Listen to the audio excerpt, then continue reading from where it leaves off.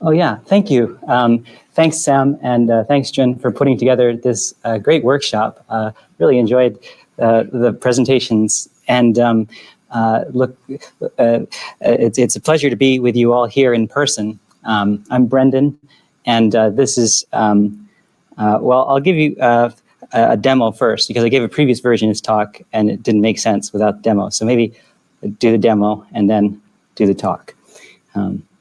So we built this tool that you kind of define the grammar on top, and then you define some things you'd like to parse, right? And so if the thing on the bottom parses, then you get a little tree on the right. And if it doesn't, then what happens is we search for the ways to fix this. And so we put holes in the string, and then we try to solve for those holes, and then it'll take it from outside the language to inside the language. And then it'll give you suggestions about how to fix the thing. And then you can choose that one of those solutions. You just choose one here like this, and you can go into the things. Well, if it's here like this, and you can expand it manually using your keyboard.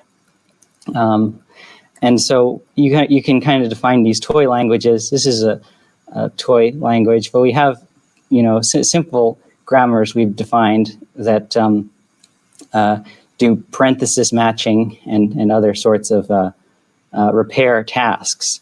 So this is, well, these are ones for account, but you can also put holes in the string. So for example, it'll provide the things that match the number of holes. And if you have epsilon in your grammar, then it doesn't have to match the exact number of holes, so it can fill it with epsilon at an empty string and then solve for that. I find it's useful for Lisp-like things because I have a hard time keeping track of parentheses.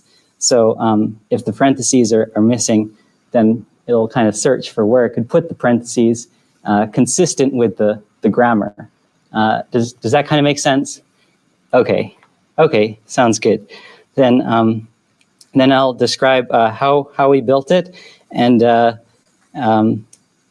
so this I should mention, this is joint work with my co-advisors at McGill University. I'm a student at McGill University,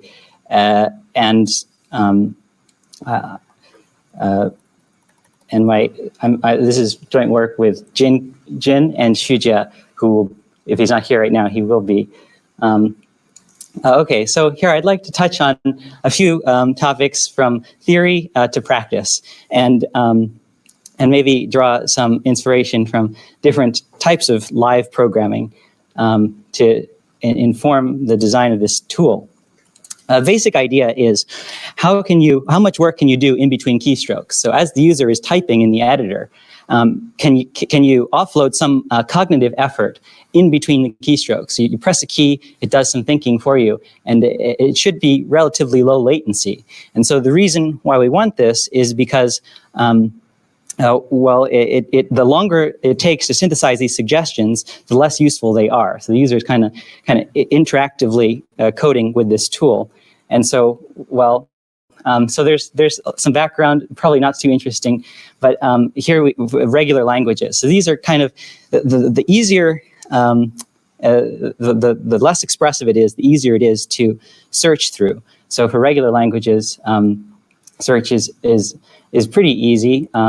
But it's still, it's polynomial time. But you have these grammars that have one non-terminal on the right-hand side, up to one. And you can have epsilon. And this is, this is part of this hierarchy. So you have a nice hierarchy here. And context-free, well, this is kind of where we'd like to be, somewhere around here, maybe a little bit more expressive. But context-free is nice because there's this really wonderful algorithm. You can take a context-free grammar and lower it onto a Boolean matrix. And so I'll talk about that a little bit.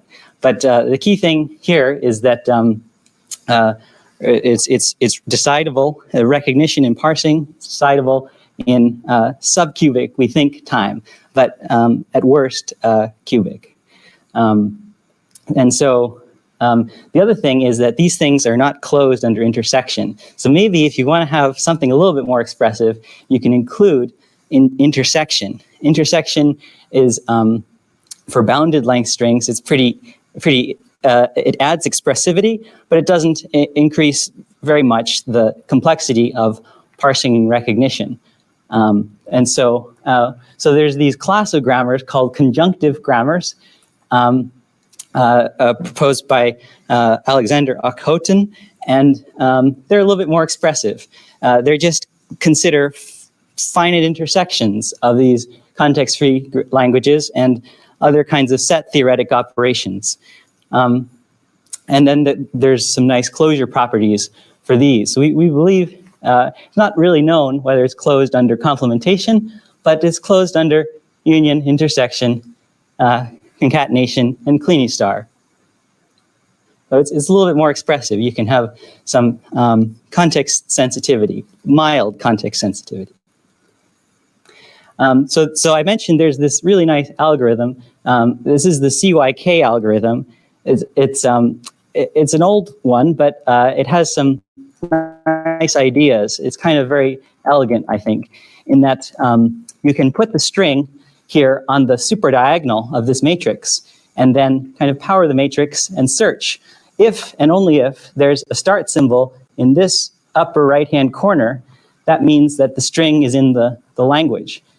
So you put the non-terminals representing each token in the string here, and then you search for the fixed point of this idempotent matrix. So it's kind of, you complete the entries of this, and this gives you the recognizer and also the parser. You can decode the parser from the structure of this upper triangular matrix.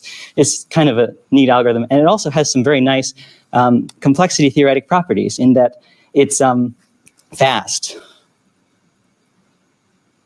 So this idea is an old idea people have been studying for many thousands of years. You can go back there's this guy, Jia Xian, and he was looking at how do you do compound interest and root finding and things like this.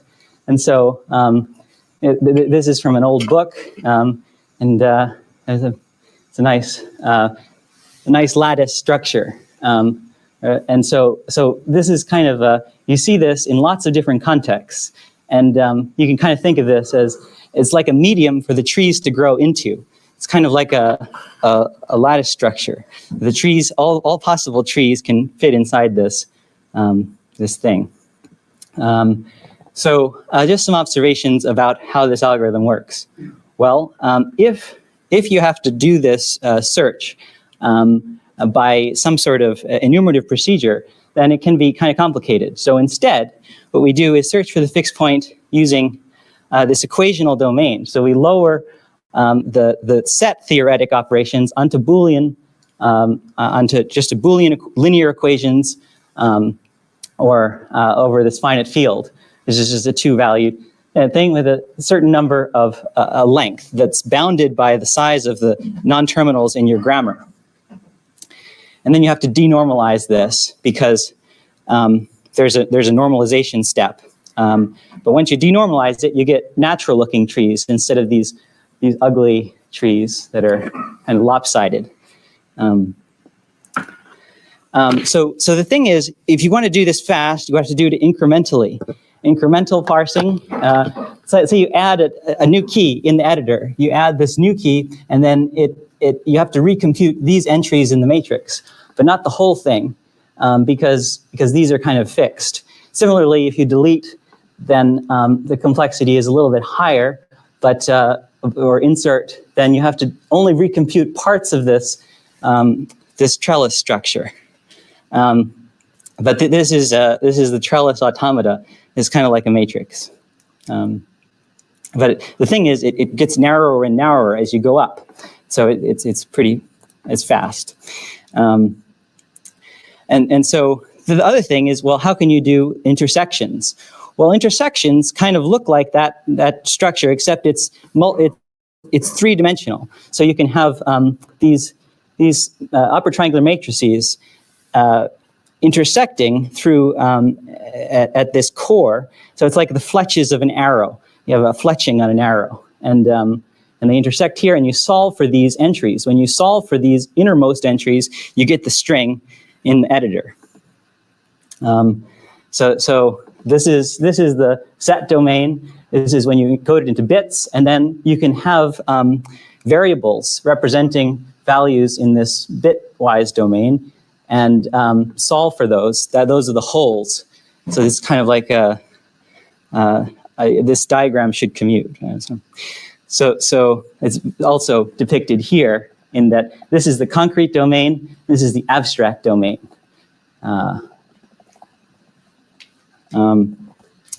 To do the error synthesis, to do the fixing, what we do is we search through all possible fixes within a radius of Q edits. So this could be 3 or 4 or 5 edits. We start from the smallest edit and increase the size of the edits, and this gives us this ball around the string that you search through. And I won't go into too much depth here, but these are Levenshtein edits, so we don't consider swaps. This is an interesting extension here, but we just do deletion, substitution, and insertion. And then we rank these results by the edit distance into the user. And we show some experiments, early experiments on repair for these artificial language. Here is the parenthesis language. There's also some results on natural languages where we don't know the location. So here we tell the model where the locations are. Can you synthesize something? And we measure the time. Here we say, well, we give a fixed number of errors, but an unknown location. So the model has to search for the locations and then solve for that. And then finally, we have some experiments on real errors, syntactic errors from mini GitHub, which is our data set of code mined from GitHub. We introduce a synthetic error. Then we also have the BiFi data set, the break it, fix it data set, where they have actual human errors, a data set of these errors in natural code. So natural code, natural errors, and then we measure how many are accepted by the actual parser, so the Python parser or the Java parser. Here they just use Python and C, but we also use Java in the mini GitHub example. So I just want to say that this is part of a long line of work. We only our only contribution here is, so far, the fact that we lower this onto the Boolean domain and we have this equation solving using a SAT solver. But there's other very interesting directions you could take it using machine learning. I think I'd just like to conclude briefly with that you can incorporate probabilistic techniques in parsing to make this a little bit more natural. So by prioritizing certain kinds of edits, you can converge more quickly onto the edits that a human would actually make. There's some nice algebra behind this. So I won't talk about this too much, but there's a nice quote by an early algebraist who developed some of these ideas, and I'd like to develop this work into considering other kinds of term rewriting systems and study the connection to different kinds of automata, cellular automata, to look at error propagation through these kinds of grammars and incorporate some ideas from probabilistic context-free grammars. I should thank my advisors and my collaborator, Ni Bui, Zhi Xinxiang, Professor Fienka, and David, Ori, and Justine for their comments and feedback, early feedback on this work. And if you'd like to try out the tool, you can do so here. Thank you very much.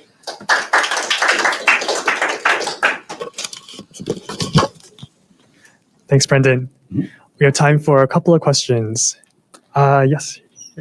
and then Matt next.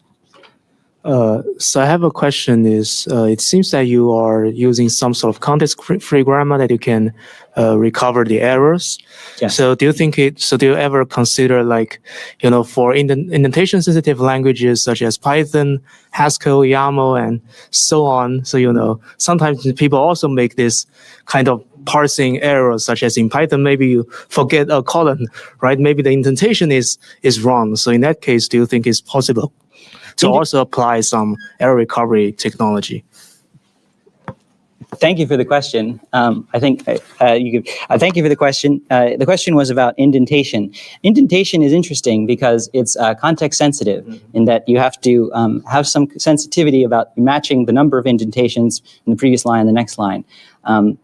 So there's this pumping lemma, and you can. So this is why we need conjunctive grammars, because conjunctive gives you some context sensitivity, and you can match